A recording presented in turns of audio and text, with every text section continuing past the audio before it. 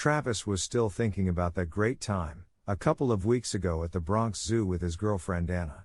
These enjoyable feelings were partially because of her and the zoo itself. As usual though, it was also very much about the time spent with Tiber on a purely spiritual level. And for the first time, Tiber took him on a spiritual timeline exploration trip. They traveled to 3 past lives he had shared with Tiber, and they were seriously eye-opening for Travis. As usual, Tiber suspended time and physical movement, so Anna was unaware that these things were occurring while she and Travis enjoyed the zoo and its animals together.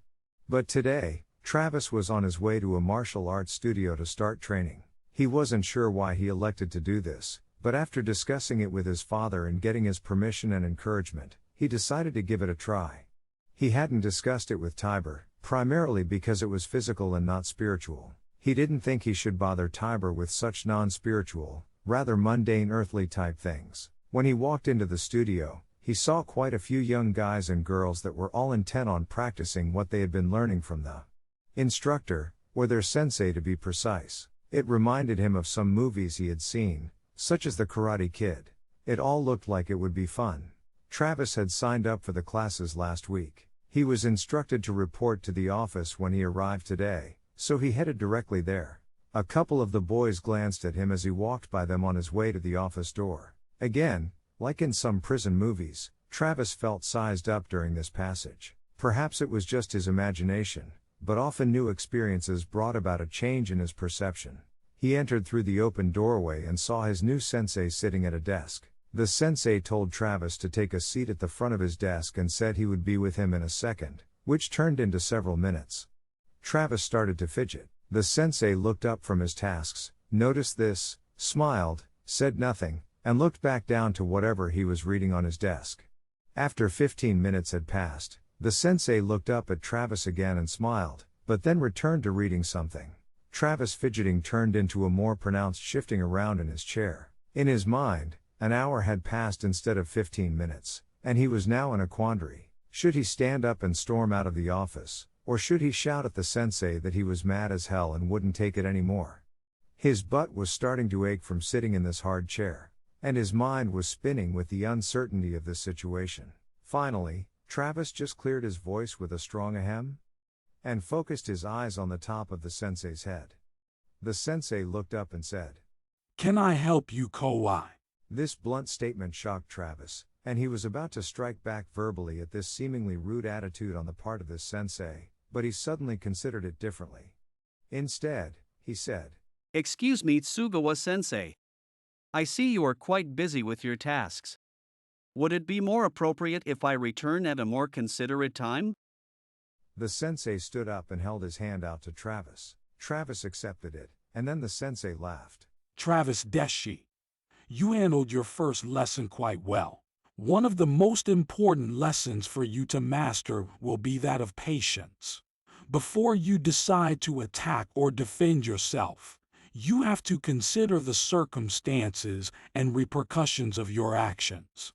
You did well today. Welcome to our dojo." Travis thanked Sagawa-sensei for his comments. He was led out into the training hall by Sagawa-sensei. He showed Travis a bench along the wall on the far side of the hall.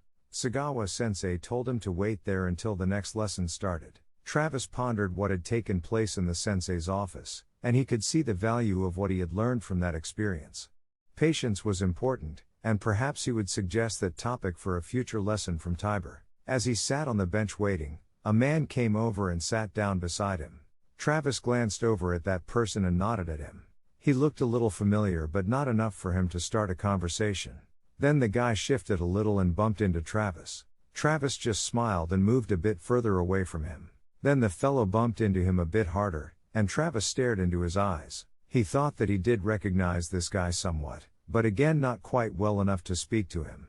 Travis shifted over again but was getting close to the edge of the bench. Then the fellow bumped into Travis once more, and when he glared at this guy, he saw it was Bruce Lee. He was astounded, and when this Bruce Lee slid over once more and harder this time, Travis ended up on the floor. The students practicing in the dojo looked over to the bench. They laughed at the scene of Travis sprawled on the floor at the base of the empty bench. Travis jumped up off the floor and looked directly into Bruce Lee's eyes, and then it hit him. "Thanks, Tiber. A whole hell of a lot. You embarrassed me in front of my new fellow students. I hoped Sugawa-sensei didn't see it happen. Don't worry about that. He was in his office when you embarrassed yourself, and now that you are on your feet, I have stopped the clock. No one will see or hear us while engaged in a lesson. You know that. That is if you want a lesson from the great Bruce Lee. You are not anywhere close to being the real Bruce Lee. But I do want a lesson from the not-so-great Professor Tiber. Of course. And what is your desired subject this time? I'll consider doing it despite the personal insults hurled at the finest discornate teacher you have ever known. Travis ignored the comment. I think I would like to know more about shame and how to handle it. Particularly since you caused me shame by pushing me off the bench in front of the other students. Oh lordy, did someone catch you doing something you shouldn't have been doing? These things happen to young men all the time, so you don't need to fret about it. Get your mind out of the gutter, you old coot.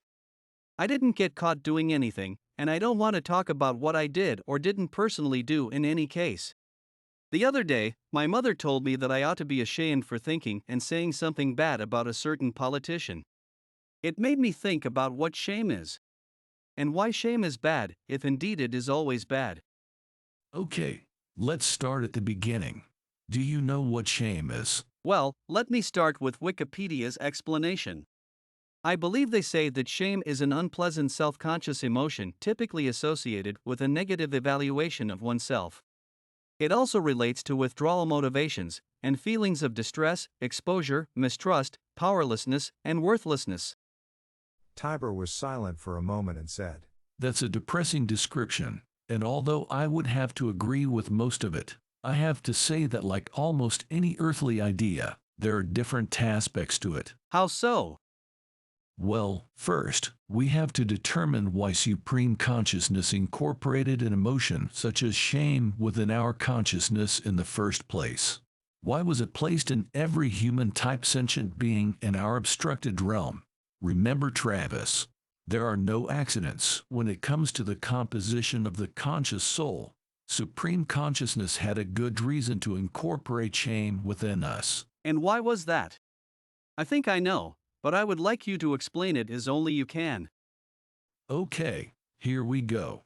Essentially, we will state for this lesson that there are two classifications of animals in this particular obstructed realm we are currently in when considering attributes such as shame. One class is the sentient classification that is assumed to have souls. We call them humans. The other are those sentient beings believed not to have souls, and that includes all animal kingdoms. By the way, these statements about having souls are not true within these classifications. Still, we will have to accept them for the time being until further lessons can clarify what non-human animals are as far as souls are concerned. Humans are endowed with a plethora of unique urges and emotions such as love and hate, trust or suspiciousness, and numerous other senses and characteristics because of their need to experience complex lives and to evolve spiritually. You have learned about this in previous lessons, of course. The non-human animals do not have as many of these subtle, refined senses. They are programmed to operate more on an instinctual level that directly guides them on their paths through life. This concept is especially apparent when a non-human animal is born. An antelope and many other ruminants are born, and within minutes, if not seconds, they can get up and run like hell. Within a very short time, they can pretty much outrun most predators and have every other instinctual sense they need to seek out food, and even mate at the appropriate age. Pure instincts serve them well. Non-human animals do not need complex senses, such as shame. Do you understand this so far? Yep. I do. Good. At our creation, every soul is given all of the attributes they will need to deal with the complexities of experiencing life. Some of those senses will cause soul problems, and some will allow souls to thrive throughout life experiences. Often these are those same attributes that cause different ramifications. Shame is one of them. This situation is particularly true when the human animal is quite young and has no good or reliable sense of right and wrong in a particular culture or society. Parents and other more mature humans in authoritative positions are going to instruct a child to do or not to do certain things. But the faculty of shame is often a really good regulator for a maturing human. A simple example is dealing with nudity. A toddler has no natural prohibition about streaking around a house butt naked, and there is certainly nothing wrong with that. It is natural. However, most but not all human cultures frown on that activity. In those societies, parents will certainly tell the toddler not to be naked when other humans are present, but that spoken demand only goes so far in curtailing that activity. Parents will usually introduce the idea into the child's mind that being nude in front of others is an awful thing to do, and doing it will cause other people to dislike them. Thus, shame became embedded into the child's behavior pattern because they instinctively want other people to like and approve of them. Shame, like most other sense or attributes, is a valuable tool to have in appropriate cases when a human is processing through life. But it, like almost all of the other attributes, should be self-regulated. Here again, let's stay with the case of nudity. Most young adults will learn that streaking nude in front of others is not appropriate and shameful.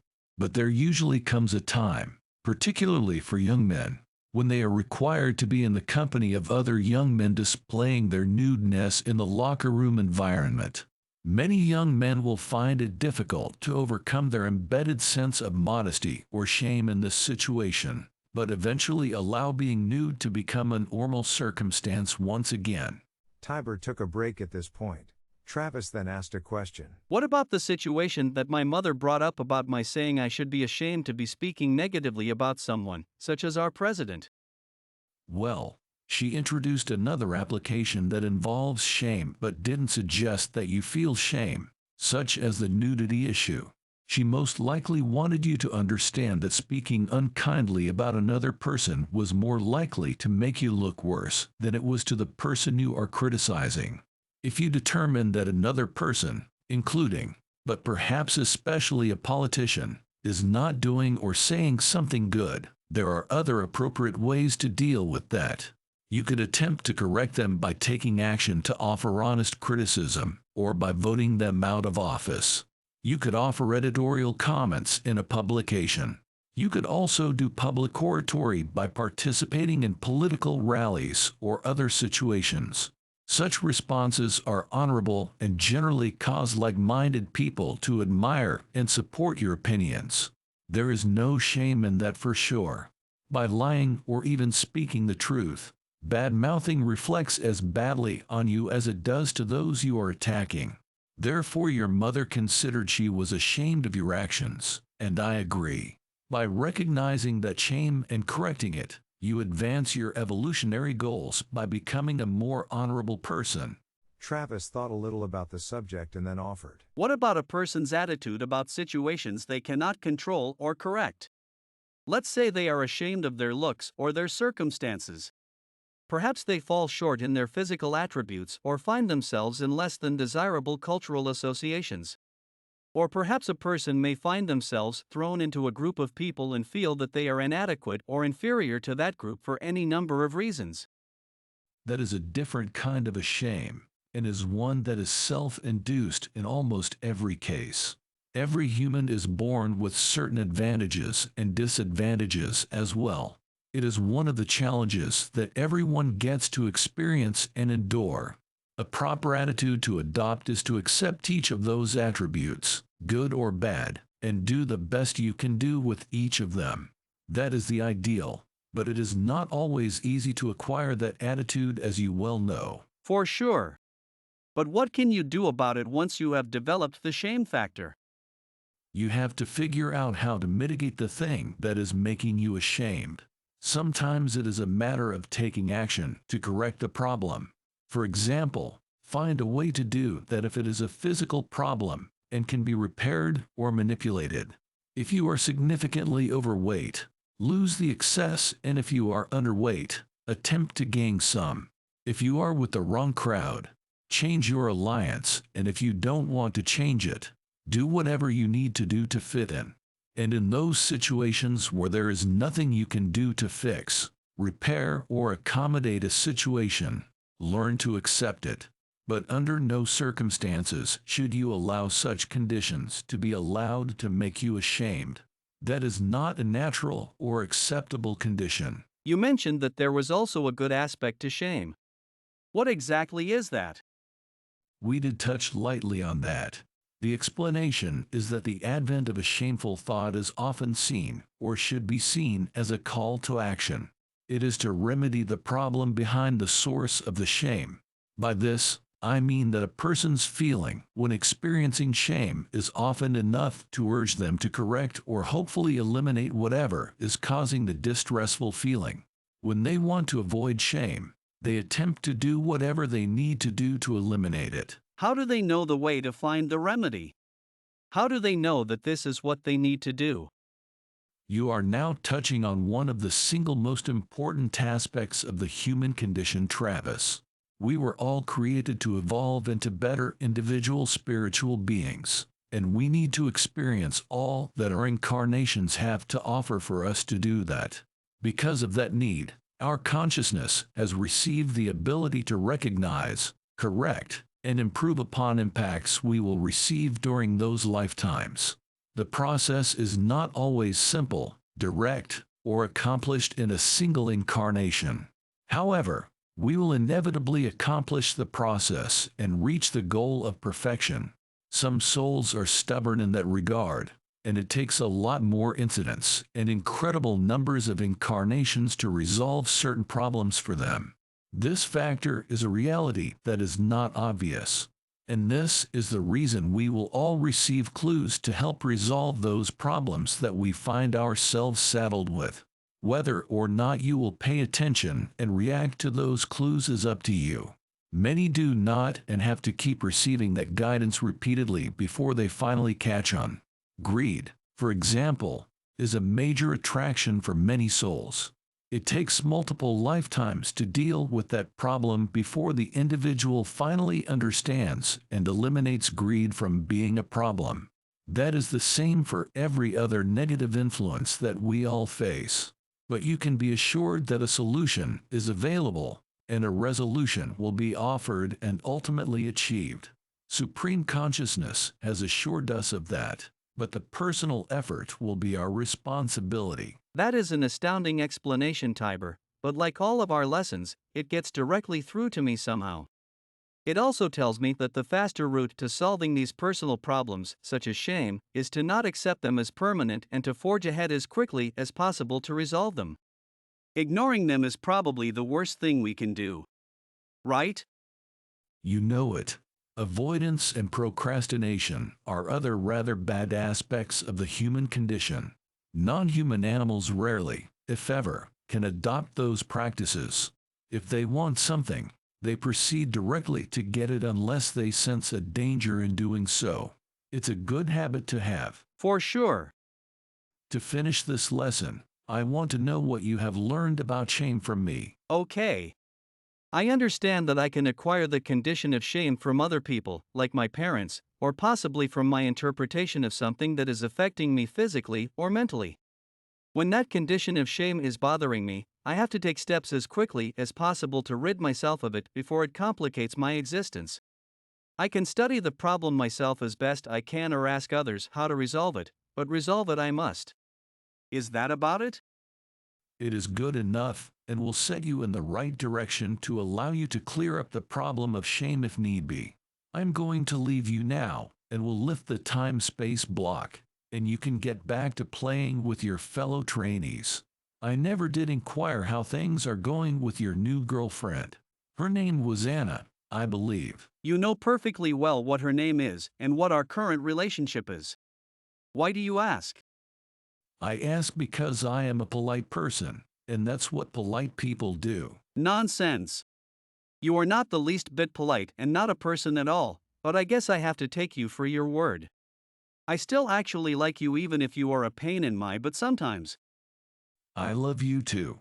See you soon for the next lesson. And with that, Tiber disappeared, and the dojo was full of noise and people throwing each other around the floor. 3 trainees were still laughing at Travis sprawling to get up off the floor and heard him hollering at the empty bench. Travis spun around and faced them. He was silent for a monument and then said, "They sure don't make benches as wide as they used to." He then laughed along with the black belt students. He had neutralized his shame. Once again, I was amused and inspired to hear Tiber's views on a rather bland subject. I consider shame one of those human conditions that affect everyone differently but are particularly hurtful to teenagers. That may still be true, but Tiber put forward the importance of this emotion to all of us and did it in a rather amusing way. A day at the dojo was a delightful and original way to offer a lesson on several human emotional conditions. I wonder what the ultimate goal is for Travis besides the overall need to evolve into a more spiritually positive soul like all of us. We will have to keep up with his stories to find out. Stay with us for episode number 14, where Travis learns a thing or two about sin. It should be fun.